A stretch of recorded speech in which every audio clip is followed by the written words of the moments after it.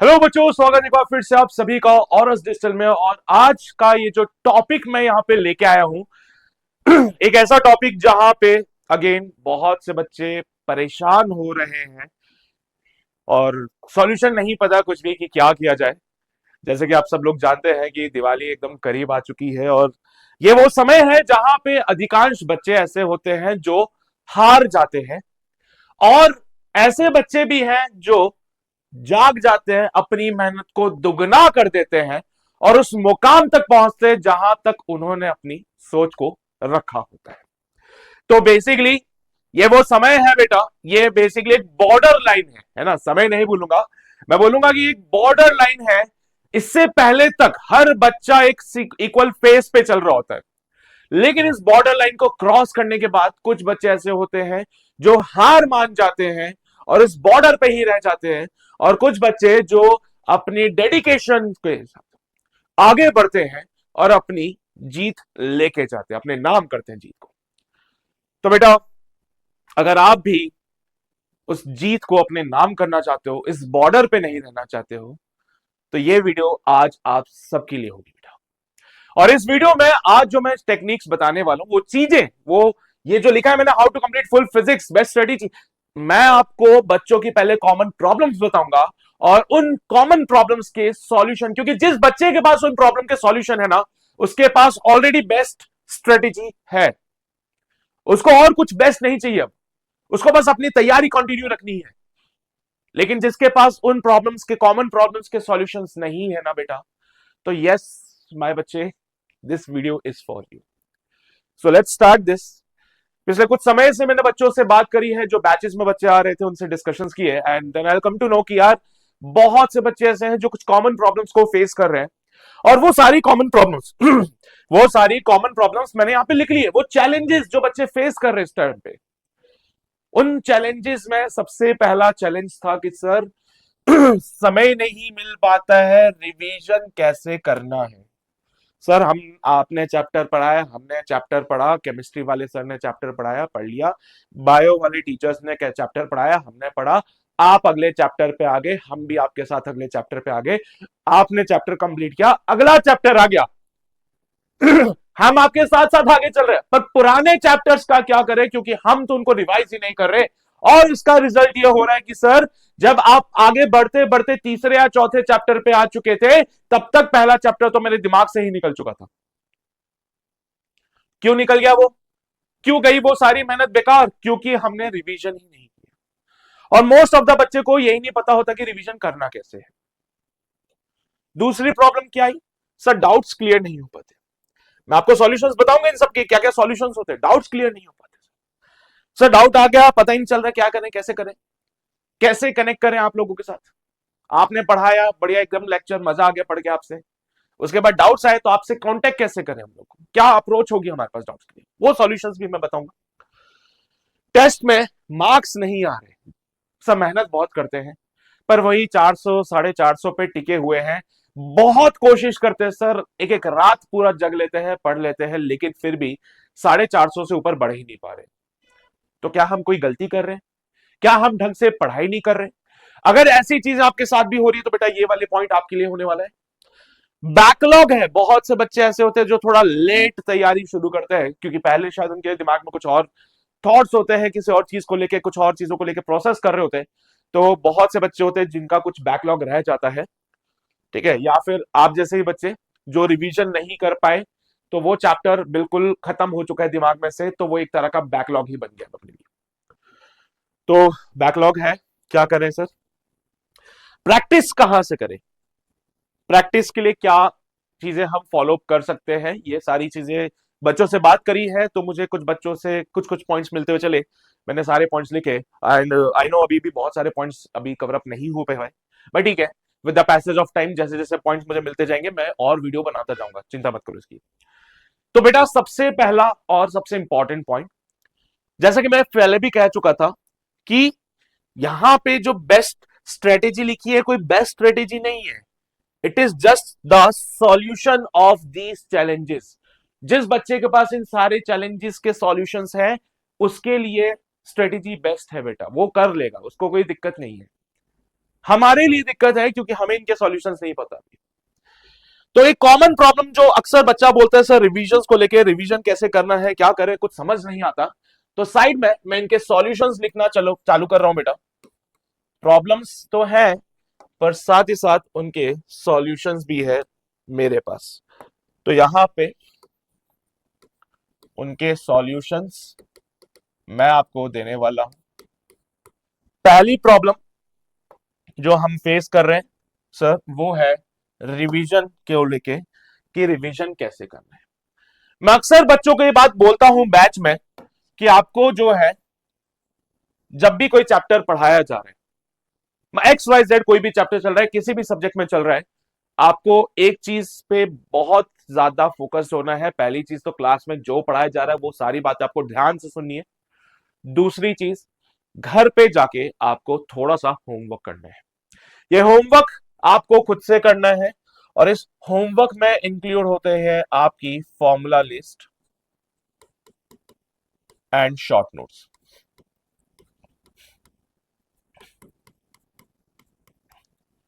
मान लीजिए आज आपने एक लेक्चर अटेंड किया, एक लेक्चर अटेंड करके आपने 3-4 टॉपिक जो है प्रॉपर उसमें पढ़ लिए, कवर अप कर लिए। अब आपका काम यह है कि आपको घर जाके उन 3-4 टॉपिक जो आपको पढ़ाए गए हैं उसमें क्या क्या फॉर्मूले लिखवाए गए हैं, क्या क्या इंपॉर्टेंट पॉइंट्स लिखवाए गए हैं, वो सारे यहां पे लिखने हैं। बेटा देखो ये चीजें आपको करनी पड़ेगी। हालांकि मैं समझता हूं कि अभी इतना समय नहीं है, अभी क्या किया जा सकता है उस पर भी मैं बात करूंगा, चिंता मत करो। रिवीजन की टेक्निक ये होती है कि जब आपको कुछ पढ़ाया गया आप उसको पढ़ोगे, फॉर्मूला लिस्ट बनाओगे, शॉर्ट नोट्स बनाओगे और जो क्वेश्चंस आपको दिए गए हैं करने के लिए वो क्वेश्चन सॉल्व करोगे। ये काम है, ये आपका डेली का होमवर्क होता है। अब अगले दिन आपने और 2 नए टॉपिक पढ़े, अब आप घर पे आओगे तो आप ये नहीं कि उन दोनों टॉपिक्स पे काम करोगे, आपको पहले इन टॉपिक्स पे भी काम करना है जो आज पढ़ाया गया था। आज आपको जो पढ़ाए गए थे टॉपिक वो आपने रिवाइज कर लिए थे, नोट्स बना लिए थे, सब हो गया था। अगले दिन जो 2 टॉपिक पढ़ाए उसको पढ़ने से पहले आज का रिवाइज करो, एक बार आज वाले को एक बार स्कैन कर लो बस एक बार और फिर आगे बढ़ जाओ। ऐसे करते करते हर एक दिन आप जब आप आगे बढ़ते जाओगे तो पिछले दिन का चीजें रिवाइज होता जाएगा। अब आगे आपको इन चीजों पे थोड़ा सा ध्यान देना पड़ेगा। आने वाले जो टॉपिक्स होंगे उनमें आप इस तरीके से काम कीजिए, बाकी पुराने टॉपिक्स आपके कवर अप करेंगे बैकलॉग वाले सेक्शन में, चिंता मत करो। ठीक है, तो ये सबसे इंपॉर्टेंट है। आपको रिवीजन के दौरान ही क्या करना है, एक तो अपनी फॉर्मुला लिस्ट बना लेनी है और एक के साथ साथ आपको अपने शॉर्ट नोट्स बनाने हैं। शॉर्ट नोट्स में वो सारे तमाम शॉर्ट पॉइंट्स, इंपॉर्टेंट पॉइंट्स सब मेंशन कर लीजिएगा। हर दिन जो आपको नया टॉपिक पढ़ाया जा रहा है उसकी रिवीजन से पहले पिछले दिन वाले को डेफिनेटली रिवाइज करते हुए चले, ताकि आपके नजर में वो बार बार आता रहेगा और आपके दिमाग में चीजें फिट रहेंगी ऑटोमेटिकली। ठीक है, तो ये तो तरीका हो गया रिवीजन कैसे करना। मोस्ट ऑफ द बच्चे पूछते हैं सर रिवीजन कैसे करें, रिवीजन कैसे करें। बेटा आज जो तुझे पढ़ाया है वो घर जाके पढ़, कल जो तुझे पढ़ाएंगे उसको पढ़ने से पहले आज वाला पढ़, परसों जो तुझे पढ़ाएंगे उसको पढ़ने से पहले पिछले कल का पढ़ और आज का भी पढ़। ऐसे करते करते स्कैन करना। देखो हर बार जब तुम इस चीज को देखोगे तुम्हारी स्पीड बढ़ेगी, तुम्हें उतना टाइम नहीं लगेगा उसको दोबारा पढ़ने में जितना पहले लगा करता था। तो ऐसा मत सोचो कि सब बहुत टाइम लग जाएगा इसमें, तो नहीं नहीं नहीं नहीं। सोचना बेटा आज जो टॉपिक मैंने पढ़ाया था और 10 दिन बाद जब मैं पढ़ाऊंगा तो 10 बार तो उसको रिवाइज कर चुका होगा, 10 बार तो उसको देख चुका होगा। कैसे भूल सकता है उसको, फिर कैसे भूलेगा तू। फॉर्मुला लिस्ट बनाओ, फॉर्मुला लिस्ट देखो, शॉर्ट नोट्स पढ़ो बार बार, ये तुम्हारे हेल्प करेंगी बहुत ज्यादा। ठीक है, ये फॉर्मुला लिस्ट और short notes basically exam time में बहुत काम आते हैं, जब एग्जाम बहुत करीब होता है और ये पॉसिबल नहीं होता कि मैं सारे नोट्स को डिटेल में स्टडी कर रहा हूं, ये बिल्कुल पॉसिबल नहीं है। तो उस पर्टिकुलर टाइम पे ये फॉर्मुला लिस्ट और शॉर्ट नोट्स हमारे काम आते हैं, तो इन पर फोकस करना है अच्छे से। सेकेंडली, डाउट्स क्लियर नहीं होते। मैं मानता हूं कि जब आप किसी प्लेटफॉर्म पे होते हो, अगर आप किसी कोचिंग में नहीं ज्वाइन हो, किसी ऑफलाइन इंस्टीट्यूट में नहीं हो और किसी ऑनलाइन इंस्टीट्यूट में जुड़े हो, तो उस पर्टिकुलर प्लेटफॉर्म पे बहुत दिक्कत आती है। स्पेशली जब आप यूट्यूब वगैरह पे आप आके लेक्चर्स देखते हो तो आपके डाउट सिर्फ एक लाइव चैट में ही नजर आते हैं, उसके अलावा और कोई पॉसिबिलिटी नहीं होती। तो फॉर दैट ऑरस की तरफ से इनिशिएशंस है, we have certain Telegram channels है। ठीक है, तो टेलीग्राम जो चैनल्स है हमारे, उनके जो लिंक्स है वो आपको डिस्क्रिप्शन, इस वीडियो के डिस्क्रिप्शन में भी मिल जाएंगे। उन टेलीग्राम चैनल्स पे जाके आप जुड़िए हमारे साथ में। वहां पे आपके जैसे और भी बच्चे हैं, कुछ फैकल्टीज हैं जो कि अपने डाउट्स को डिस्कस कर रहे हैं। देखो, आप अपने डाउट वहां भेजिए, फैकल्टीज आपके सॉल्यूशंस देगा। कभी कभार तो मैं देखता हूँ बच्चे भी एक दूसरे की हेल्प करते हैं, और एक बहुत हेल्दी एनवायरनमेंट है ना, एक कॉम्पिटिटिव और हेल्दी कॉम्पिटिटिव एक जो एनवायरनमेंट है वहां क्रिएट होता है, जहां पे बच्चे एक दूसरे की हेल्प तो करते हैं, साथ में एक बेटर कंपटीशन भी एक दूसरे को देते हैं। तो ये सारी चीजें आपको यहाँ पे मिल जाएंगी, ठीक है। तो अगर आपके डाउट्स वाले इश्यूज हैं तो डाउट्स आप वहां से क्लियर कर सकते हो। अपार्ट फ्रॉम दैट, हमने एक और ऑप्शन यहाँ पे बच्चों को देके रखा है, जहां पे उनको अपने नीट 2026 के लिए जो भी समस्या, जो भी प्रॉब्लम्स आ रही हैं, काउंसलिंग की हेल्प रिक्वायरमेंट्स है कुछ भी, तो उनके लिए भी एक फॉर्म का लिंक जो है डिस्क्रिप्शन में डलवा दिया गया है। वहां से आप उसको चेक कीजिएगा, उस फॉर्म को फिल कीजिएगा, तो टीम की तरफ से कोऑर्डिनेशन, और इसकी टीम की तरफ से कोऑर्डिनेशन जो है आप लोगों को यहाँ पे डेफिनेटली मिलेगा। टेस्ट में मार्क्स नहीं आ रहे तो बेटा इसके कुछ रीजंस होते हैं। इनमें से दो रीजन जो मेन रीजन, जिन पे मैंने ऑलरेडी एक वीडियो बना चुका हूं बच्चों से बात करके, जहां पे पहला रीजन था फॉर्मूला याद नहीं आता हमें, सही टाइम पे याद ही नहीं आता कि फॉर्मूला कौन सा लगाना था, सही टाइम पे पता ही नहीं चलता कि फॉर्मूला कौन सा लगाना है मुझे। तो बेटा इसका एक सिंगल सा सॉल्यूशन है, ये फॉर्मूला लिस्ट, ठीक है। तो इसका एक सिंपल सॉल्यूशन क्या है, फॉर्मूला लिस्ट। फॉर्मूला लिस्ट बनाओ, चीजों को रिकॉल करो, बार बार इसको रिवाइज करो। कंसिस्टेंसी इज द मेन की फॉर द सिलेक्शन बेटा। देखो, ये नहीं कि सर एक हफ्ता हमने बहुत मस्त डेडिकेटेड होके सारे काम किए, पता चले अगले हफ्ते दोस्तों के साथ पिक्चर देखने जा रहे हैं हम लोग, रिवीजन, अरे वो तो कर लेंगे, की ना एक हफ्ते मेहनत हमने, कोई बात नहीं, एक दिन छुट्टी मार लेंगे तो क्या हो गया, एक दिन आराम कर लेंगे तो क्या होगा। बेटा ये जो थॉट अगर तुम्हारे मन में आ गया है, तो मान लो कि उसी उसी दिन से, ये मान लो कि उसी दिन से तुम्हारी जो प्रिपरेशन है वो खत्म होने लगी है, ठीक है। तो तुम्हें ये चीज का ध्यान रखना है कि अगर कहीं पे भी तुम्हारे मन में एक थॉट आ गया ना गलती से कि यार इतनी मेहनत तो कर रहा हूं मैं और एक दिन आराम कर लूंगा तो क्या ही हो जाएगा, बेटा वो उसी दिन से मान के चलो कि अब तुम डाउनफॉल की तरफ से आ रहे हो। ऐसा थॉट अगर दिमाग में आ रहा है, निकाल दो, साइड में फेंक दो। कंसिस्टेंट रहना है, कंसिस्टेंसी के साथ काम करना है, ताकि चीजें बेटर रिजल्ट की तरफ जा सके। तो बेटा फॉर्मूले याद नहीं आ रहे, फॉर्मूला लिस्ट है, फॉर्मूला लिस्ट आपकी हेल्प करेंगे, बार बार रिवाइज करोगे चीजें हेल्पफुल रहेंगी। Secondly, strategy to solve the paper. तो स्ट्रेटेजीज के लिए ऑलरेडी एक मैं वीडियो बना चुका हूं, ठीक है। तो पेपर अटेम्प्ट की एक स्ट्रेटेजी है जो मैं ऑलरेडी एक वीडियो बना चुका हूं, उस वीडियो में आप लोग देख लीजिएगा, और वो वीडियो आपकी डेफिनेटली बहुत हेल्प करेगी इन सब चीजों को लेके। तो टेस्ट में अगर मार्क्स नहीं आ रहे तो बहुत से बच्चों के साथ होता है कि सर कॉन्सेप्ट ही नहीं पता चला, कुछ बच्चों का होता है कि पेपर छूट गया, क्या करें, क्या अप्रोच लगाएं। तो ये सारी चीजें आपको इसमें बहुत हेल्प करने वाली है, ठीक है। नाउ, बैकलॉग सबसे कॉमन प्रॉब्लम, सबसे कॉमन प्रॉब्लम। सर स्टार्टिंग में चैप्टर था, पढ़ा था, तब आपने बताया था, अच्छा समझ आ गया, क्वेश्चन वोश्चन किए थे, थोड़े बहुत कर लिए थे, बाकी छोड़ दिया। अब क्योंकि रिवीजन तो हुआ नहीं, और अगर रिवीजन नहीं हुआ तो अब वो फॉर्म चैप्टर पूरा ऑल क्लियर हो चुका है। ऑल क्लियर मतलब समझाओ खत्म हो चुका है, वो बिल्कुल कुछ नहीं पता उसके बारे में, तो वो बन गया बैकलॉग अपना। तो भाई बैकलॉग है, क्या करें। तो बेटा एक बैकलॉग एक ऐसी प्रॉब्लम जो most of the NEET aspirant अपना प्रॉब्लम लेके आता है। इसका सॉल्यूशन है कि आपको हफ्ते में, देखो कुछ बच्चों की टेक्निक्स ऐसी है जहां पे वो क्या करते हैं, डेली का एक एक डेढ़ डेढ़ घंटा निकाल के बैकलॉग के पार्ट को कवर अप करते हैं। कुछ बच्चों की टेक्निक्स है कि वो हफ्ते के एक या दो दिन निकाल लेते हैं, पूरे हफ्ते में से उन्होंने दिन डिसाइड कर दिया है ना, तो 1 डे और 2 डेज अ वीक, वो क्या करते हैं यहाँ पे, 1 डे और 2 डेज अ वीक वो डे डिसाइड कर लेंगे कि इस दिन अपन बैकलॉग ही करेंगे, ठीक है। तो या तो आप एक काम कीजिए, हफ्ते में हर दिन का 1.5 घंटा निकाल लो कि यार ये 1.5 घंटे में अपने को चैप्टर पे काम करना है, बढ़िया इसके क्वेश्चन वोश्चन सॉल्व करेंगे हम लोग, और इससे हमें हेल्प मिलेगी बहुत ज्यादा। तो वो चीजें आपको हेल्प करेगा।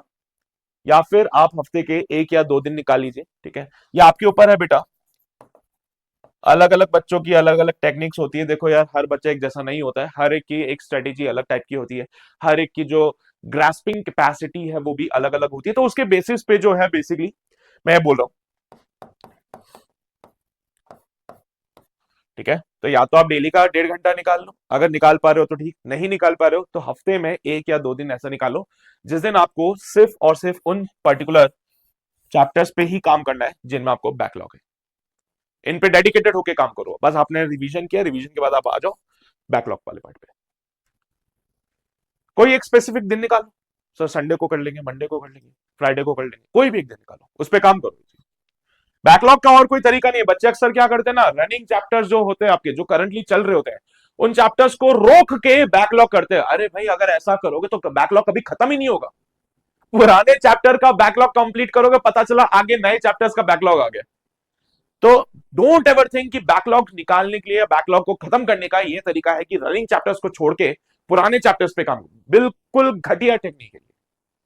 तुम्हें क्या करना है, हफ्ते में 1 या 2 दिन निकालो, या डेली का 1.5 घंटा, 1 से 1.5 घंटा, तुम्हारी कैपेसिटी के ऊपर तुम क्या कर सकते हो, और उस पर्टिकुलर टाइम में वो बैकलॉग वाला चैप्टर पकड़ लो, उस पर ही काम करो, उसके क्वेश्चन सॉल्व करो, उसके शॉर्ट नोट्स बनाओ, फॉर्मुला लिस्ट बनाओ, यही करना है बस। ठीक है, प्रैक्टिस कहां से करें?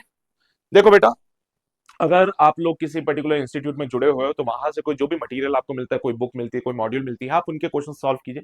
और जो भी मटेरियल, जो भी बुक आप सॉल्व कर रहे हो, एक ट्रस्ट रखिए उस पर, एक भरोसा रखिए उस पर। बच्चे क्या होते हैं ना, भरोसा नहीं करते चीजों पे। आप मॉड्यूल सॉल्व कर रहे हो, है ना, कि किसी दोस्त को देख लिया, अच्छा वो तो ये वाली बुक सॉल्व कर रहा है, वो डीसी पांडे, वो सिंगेज। अरे यार, अगर तुम ऐसा करोगे ना तो तुम कंफ्यूज हो जाओगे। मल्टीपल जगह हाथ फैलाने से बेहतर है किसी एक पॉइंट पे आके टिको, उसके क्वेश्चंस को सॉल्व करो, ये कंप्लीट हो जाए, फिर दूसरी जगह चलेंगे। बच्चे क्या करते हैं, मॉड्यूल मिला है, कोचिंग का मॉड्यूल भी है, टेस्ट पेपर्स है, डीपीपीज उठा ली, ये बुक उठा ली, कहां कहां से क्या क्या करोगे भाई? इन सब चीजों के चक्कर में कंफ्यूज हो जाते हो, फिर कुछ भी नहीं करते हो। ये मत करो। या तो तुम मॉड्यूल सॉल्व कर रहे हो तो डेडिकेटेड हो जाओ, डेडिकेटेड होके पूरा मॉड्यूल सॉल्व कर लो। ये सॉल्व करने के बाद अब समय है तो भाई उठा लो कोई किताब, उठा लो डीपीपीज, कोई दिक्कत नहीं है। पर एक टाइम पे एक ही काम करो, एक पर्टिकुलर बुक लो, उस पर भरोसा करो कि इसके हर एक क्वेश्चन का सॉल्यूशन मुझे पता होना चाहिए, कोई मुझसे कभी भी पूछ ले तो मैं इसका सॉल्यूशन दे सकूं। इस लेवल पे होनी चाहिए उनको, इस लेवल पे तैयारी होनी चाहिए। तो प्रैक्टिस के लिए आपके पास डीपीपीज, अगर आप हमारे साथ जुड़े हुए हो तो आपको डीपीपीज मिलती रहती हैं बेटा, नोट्स वगैरह सारे। हमारे ऑरस डिजिटल का एक ऐप है जो, इसका लिंक अगेन डिस्क्रिप्शन में रहेगा, तो आप वहां से उसको निकाल लीजिएगा और उस ऐप पे आपको डीपीपीज वगैरह मिल जाएंगी। अपार्ट फ्रॉम दिस, आपके पास मॉड्यूल्स वगैरह हो या फिर आप कोई बुक फॉलो कर रहे हो, जो भी हो, आप कोई भी मटेरियल लो, लेकिन ध्यान रहे डेडिकेटेड होकर काम करो उस पर। ये बच्चों की दिक्कत है, मैंने एक नहीं बहुत सारे बच्चे ऐसे देखे हैं, मल्टीपल चीजें लेके बैठ जाएंगे, एक किताब लेके बैठे, एक मॉड्यूल लेके बैठे, फिर कहीं से डीपीपीज उठा लिए हैं, है ना, सब कर रहे हैं सॉल्व। अरे सब नहीं करना है, एक टाइम पे एक ही काम हो पाएगा। ठीक है, मल्टीटास्किंग फीचर अपडेट मत करो अपने अंदर, वो काम खराब करेगा तुम्हारा। ठीक है, तो ये सारी चीजें, ये कॉमन प्रॉब्लम्स है और ये उनके सॉल्यूशंस है। जिन बच्चों को पता है कि फॉर्मुला लिस्ट बनानी है, शॉर्ट नोट्स बनाने हैं, वो आज भी समस्या में नहीं है, आज भी उनका सिलेबस बहुत बढ़िया चल रहा है, क्योंकि उन्होंने डे 1 से काम किया था। जिन बच्चों ने चैनल्स वगैरह ज्वाइन किए या फिर अपने रेस्पेक्टिव फैकल्टीज से डाउट वगैरह पूछे, अगर आप किसी इंस्टीट्यूट में हो तो वहां पर अपने टीचर से डाउट पूछिए।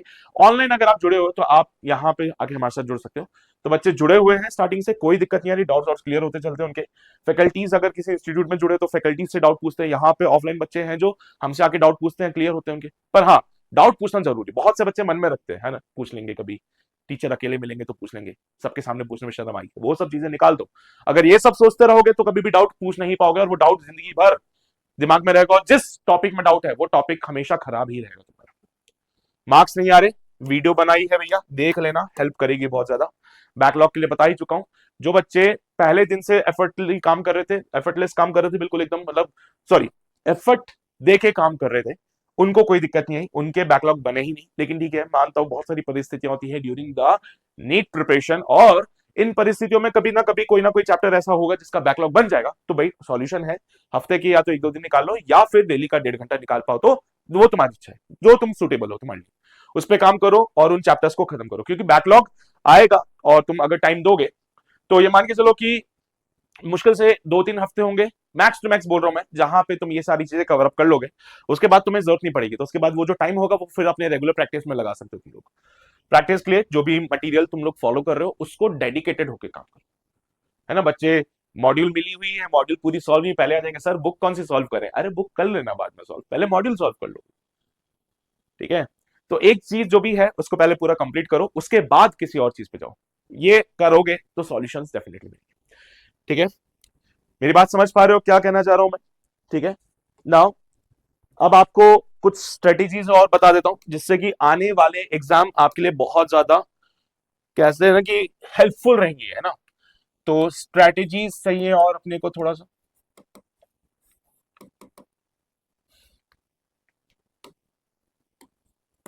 ठीक है। तो और क्या स्ट्रेटेजीज क्या यूज कर सकते हैं, क्या फॉर्मूलाज यूज कर सकते हैं? तो इसमें सबसे पहली चीज होती है बेटा, आपको टॉपिक्स को डिवाइड करना पड़ेगा इनटू 3 सेगमेंट्स। हाई वेटेज,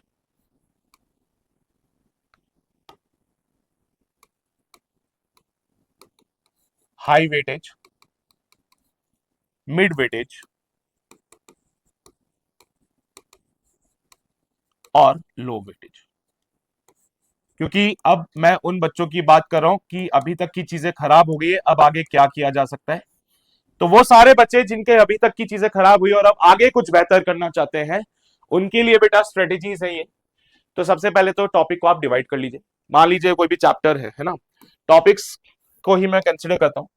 या फिर आप एक काम करो, एक चैप्टर पकड़ो, उसके पर्टिकुलर टॉपिक्स उठाओ, आप साथ ही साथ पीवाईक्यू उठाइए। आपको ये मान के चलना है कि 20 से 25 साल के पीवाईक्यू उठाने हैं नीट में। नीट में पिछले 20 से 25 साल के प्रीवियस ईयर क्वेश्चंस उठाइए और वहां से देखिए कि किस टॉपिक पे सबसे ज्यादा क्वेश्चन बनते हैं। जिससे ज्यादा क्वेश्चन बनेंगे वो हाई वेटेज वाला, जिससे थोड़ा कम क्वेश्चन बनेंगे वो मिड वेटेज वाला, और जिससे सबसे कम क्वेश्चन बनते हैं लो वेटेज वाला। तो अब हमारी प्रायोरिटीज यहां पे सेट हो जाती है कि हम हाई वेटेज पे ज्यादा फोकस रहेंगे। हाई वेटेज वाली चीजों को पहले प्रायोरिटी पे देंगे, इसके शॉर्ट नोट्स फॉर्मुला लिस्ट बना लेंगे, इस पे बेस्ड क्वेश्चंस की प्रैक्टिस कर लेंगे। ये करने के बाद फिर अगला पारी होगी मिड वेटेज की। मिड वेटेज वाले जो चैप्टर्स हैं, जो टॉपिक्स हैं, फिर अब उन पे काम किया जाएगा। पर पहले हाई वेटेज पूरा कंप्लीट हो, उसके बाद आगे बढ़ेंगे to the mid weightage. Mid weightage वाले चैप्टर्स पूरे कंप्लीट होंगे तो अपन फिर लो वेटेज पे जाएंगे, यानी कि लीस्ट प्रायोरिटीज पे रखने वाले जो ये चैप्टर्स या टॉपिक्स हैं वो अपने हम सबसे लास्ट में रखेंगे। तो टॉपिक्स को डिवाइड करना है 3 सेगमेंट्स अपने पास, तीनों सेगमेंट्स में डिफाइन कर लो। नीट के पिछले 20 से 25 साल की पीवाईक्यूज उठा लो, उनमें से तुम्हें आइडिया मिलने वाला है। या फिर किसी इंस्टीट्यूट में जुड़े हुए हो तो अपने टीचर से जाके कोऑर्डिनेट करके उनसे पूछ लेना। सिमिलरली तुम्हें जेई के भी पिछले 5 साल के, क्योंकि देखो संभावनाएं होती है, कुछ क्वेश्चंस ऐसे होते हैं जो जेई में पूछे जा चुके हैं और वो नीट में आ जाते हैं, एज इट इज आ जाते हैं। तो जेई के भी पिछले 5 साल के क्वेश्चन एक बार देखना है, इनसे तुम्हें संभावना मिलती है कि अगले पेपर कैसे हो सकते हैं। कुछ पॉसिबिलिटीज मिलती है क्योंकि कुछ क्वेश्चंस हैं जो रिपीट हो जाते हैं। ठीक है, सारे नहीं बोल रहा हूं, कुछ बोल रहा हूं, कुछ क्वेश्चंस रिपीट होंगे। तो यहां से तुम्हें टॉपिक्स को डिवाइड करना है। फॉर्मुला लिस्ट जो तुमने बनाई है उसको मैं बार बार कहूंगा, उस पर रिवाइज करो, उस पर फोकस रखो, शॉर्ट नोट्स बनाओ। ठीक है, और टॉपिक में भी रेलेवेंट टॉपिक जो है, टॉपिक्स में भी जो रेलेवेंट है, मोस्ट रेलेवेंट है, उन पे ही फोकस रखो। पूरे डेप्थ में जाके एकदम पूरी गहराइयों में नापने की जरूरत नहीं है, क्योंकि ये समय अब ऐसा नहीं रहा। तुम भी जानते हो कि अभी हम बॉर्डर लाइन पे हैं, शुरुआती फेज पे नहीं है, बॉर्डर पे है। तो बॉर्डर से आगे पार होना है तो भाई उसके लिए स्मार्टली काम करना पड़ेगा, और these are the smart works. ठीक है, तो ये हो गया, टॉपिक को डिवाइड करना है ना। शॉर्ट नोट्स सबसे इंपॉर्टेंट, बार बार लिख रहा हूं शॉर्ट नोट्स, तो मैं शॉर्ट नोट्स मोस्ट इंपॉर्टेंट है बेटा। तीसरी चीज, रेलेवेंट टॉपिक्स पे बहुत ज्यादा फोकस होना है। ठीक है, तो रेलेवेंट टॉपिक्स आपको मतलब वो यहाँ पे कवर अप हो रहा है ना, हाई वेटेज में ही वो चीजें कवर अप हो जाएंगी। तो आप तो बस ये करो कि आप फिजिक्स उठाइए, फिजिक्स में आप वो चैप्टर्स पकड़ लो जहां से सबसे ज्यादा क्वेश्चन पूछे जा सकते हैं। इसके लिए मैं एक वीडियो बना चुका हूं ऑलरेडी, उस वीडियो में ये सारी चीजें मेंशन है कि कौन से ऐसे टॉपिक्स है जिनका वेटेज ज्यादा है, जिनमें से ज्यादा क्वेश्चंस पूछे जा चुके हैं और आगे भी पूछने की संभावना है। ये वीडियो बना चुका हूं ऑलरेडी, तो वीडियो जरूर देखिए, आपको पता चलेगा हाई वेटेज कौन वाले चैप्टर्स कौन से, मिड वेटेज वाले कौन से, और लो वेटेज वाले चैप्टर्स कौन से, अकॉर्डिंगली फिर आप अपनी प्रिपरेशन करो। प्रायोरिटी पे किसको रखना है, हाई वेटेज को। हम पहले इन चैप्टर्स को पढ़ेंगे, इन्हीं चैप्टर्स पे पूरा फोकस रखेंगे, इन चैप्टर के सारे क्वेश्चंस को सॉल्व करेंगे, पीवाईक्यूज वगैरह सब निपटा के उसके बाद हम आएंगे मिड वेटेज वाले चैप्टर्स।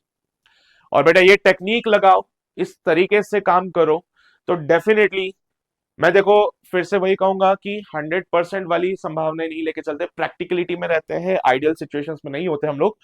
तो हाँ, पर यह है कि तुम मैक्स टू मैक्स पार्ट जो है फिजिक्स का कवर कर लोगे। स्टिल मैं समझता हूं कि टाइम अभी लिमिटेड है अपने पास, थोड़ा कम हो चुका है समय, ठीक है, लेकिन still by doing so in techniques को यूज करो, मोस्ट रेलेवेंट टॉपिक्स पे ज्यादा फोकस रहो, मोस्ट वेटेज वाले टॉपिक्स पे ज्यादा फोकस रहो। तो बेटा ऐसा करने से फिजिक्स का मोस्ट ऑफ द पार्ट, ये मान के चलो कि ऑलमोस्ट 80 to 85% फिजिक्स आप अपनी कवर कर लोगे इसमें, ठीक है। अब फिर से वही बात, अलग अलग बच्चे का पोटेंशियल अलग अलग होता है, तो हो सकता है कि अगर आप एक्स्ट्रा एफर्ट्स कर रहे हैं तो ये एफिशिएंसी आपकी 90% तक जा सकती है, 90% तक आप फिजिक्स आप अपना कवर अप कर सकते हैं। पर अभी ये नहीं कि सर अभी कोई सा भी चैप्टर उठा लो पहले उसको पढ़ लो, नहीं, कोई सा भी नहीं उठाना है, सीक्वेंस आपको पता चल चुका है, ठीक है। तो बेटा ये सारी चीज जो छोटी छोटी सी प्रॉब्लम्स आती हैं, इन्हीं की वजह से बच्चा अक्सर पीछे रह जाता है। और अगर इन प्रॉब्लम्स के सॉल्यूशंस आपको पता है तो डेफिनेटली आप भी उन तमाम बच्चों के साथ हो जो अपनी जीत जो है जीत अपने नाम करने जा रहे हैं, ठीक है, अपने एफर्ट्स के थ्रू। तो आप उन बच्चों के साथ हो अगर ये सॉल्यूशंस आपको पता है तो आप इनको फॉलो कीजिए। कोई दिक्कत आती है तो आप हमारी टीम से कोऑर्डिनेट कीजिए, मैं सारी बातें आपको बता चुका हूं, सारे लिंक जो है वो डिस्क्रिप्शन में डाल दिए गए हैं, तो वहां से आप इनको एक बार गो थ्रू जरूर कीजिएगा। बाकी और अपडेट्स के लिए मैं मिलूंगा आपसे अपकमिंग वीडियोस में, तब तक अपना ध्यान रखिए, पढ़ाई करते रहिए, ऑल द वेरी बेस्ट।